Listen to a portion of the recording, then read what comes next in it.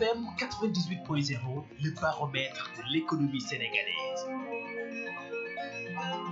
Le baromètre de l'économie sénégalaise. xibaar yi ci Univers FM 98.0. Univers FM 98.0, le baromètre de l'économie sénégalaise.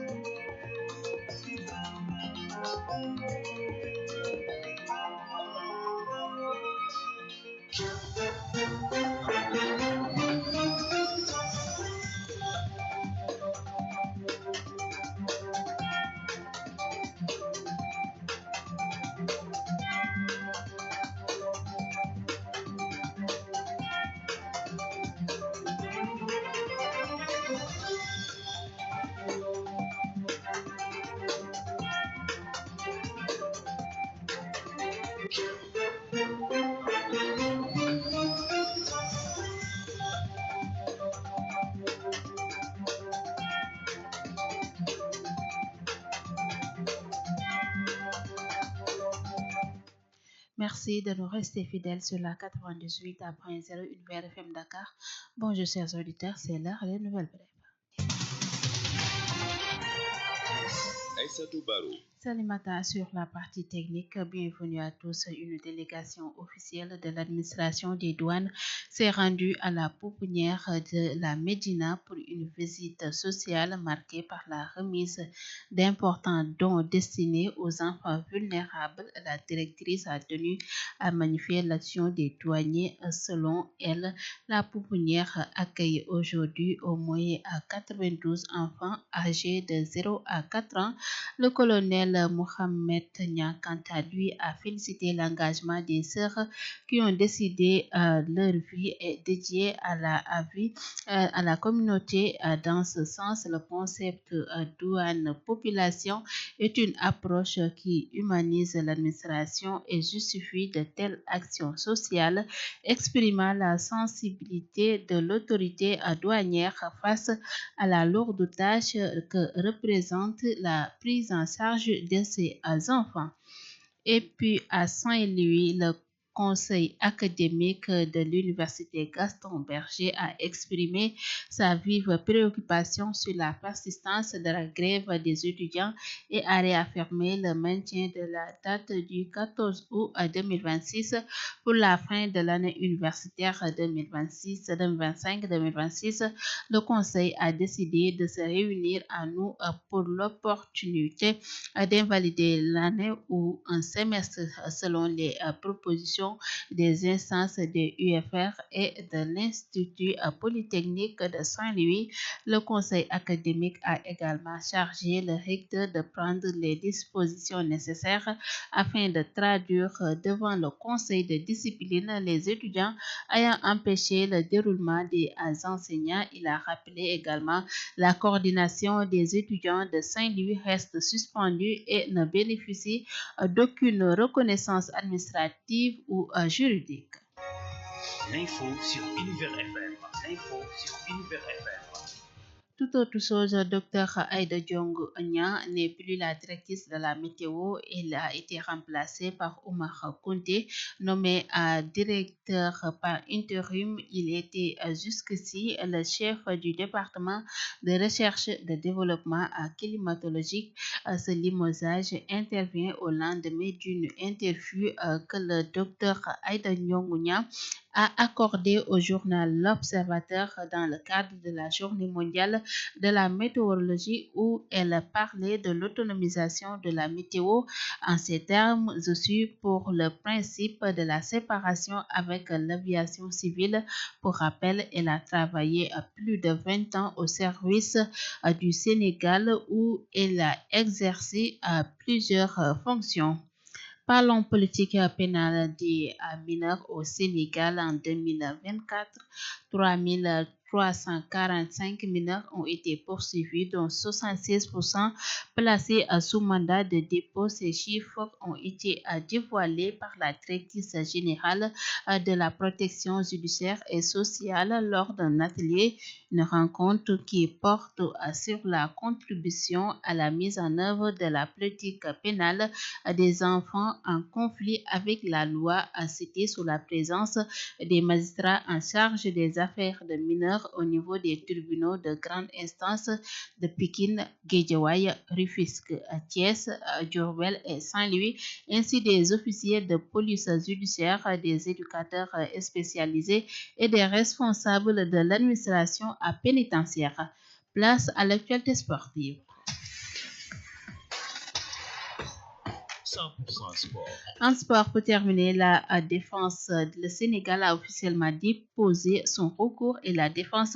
de la Fédération sénégalaise de football a critiqué la procédure du jury d'appel de la CAF qui a décidé de retirer le trophée de la CAN au Sénégal. Maître Seydou Diagne a qualifié la décision inadmissible et intolérable selon le coordinateur du pôle d'avocats international, à savoir suisse, espagnol, français et sénégalais. Ce dossier dépasse le cadre d'un simple litige entre deux fédérations. Maître Seydou Diagne fustige ce que le Maroc a fait faire à la CAF. La défense du Sénégal mise désormais sur la juridiction arbitrale pour rétablir les droits de la Confédération et de protéger l'intégralité des lois du jeu, mais aussi de montrer la forfaiture dont le Sénégal est victime de cette affaire. Et voilà, chers auditeurs, c'était tout pour ces nouvelles brèves. La version, voilà, c'est tout de suite.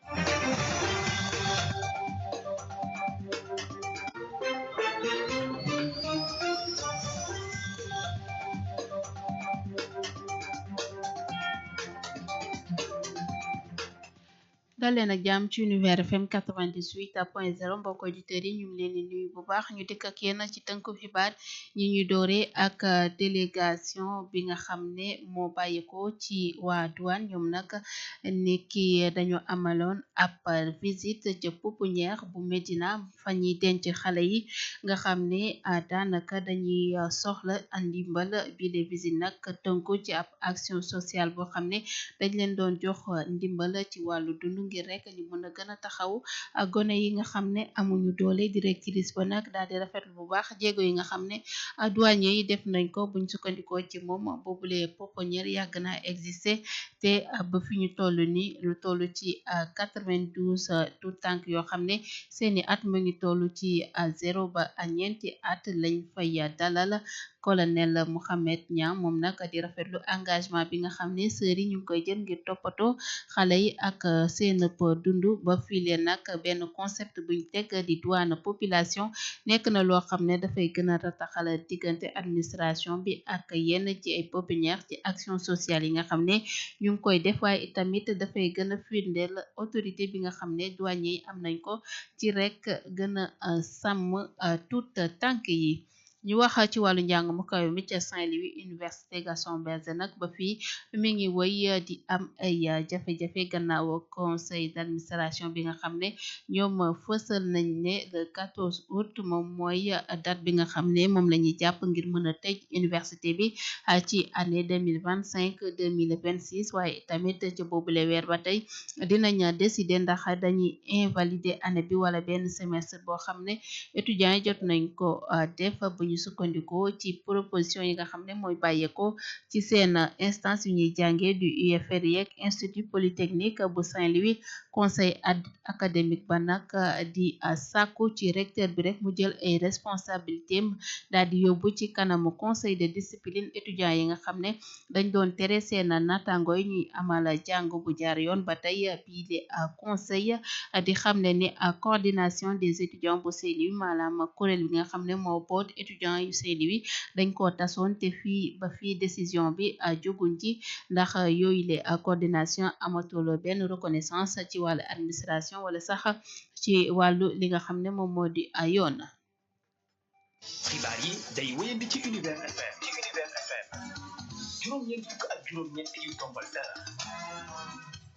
wëyal ca tënkub xibaar yi wax ci docteur Aïda Diong Niang moom nag nekkatul directrice bi nga xam ne moo nekk ca bopp météo ki ko remplacé di Oumar Konté nekk directeur par intérim moom nag ba fii moo nekkoon chef bu département wàllu recherche ak développement ci wàllu climatologie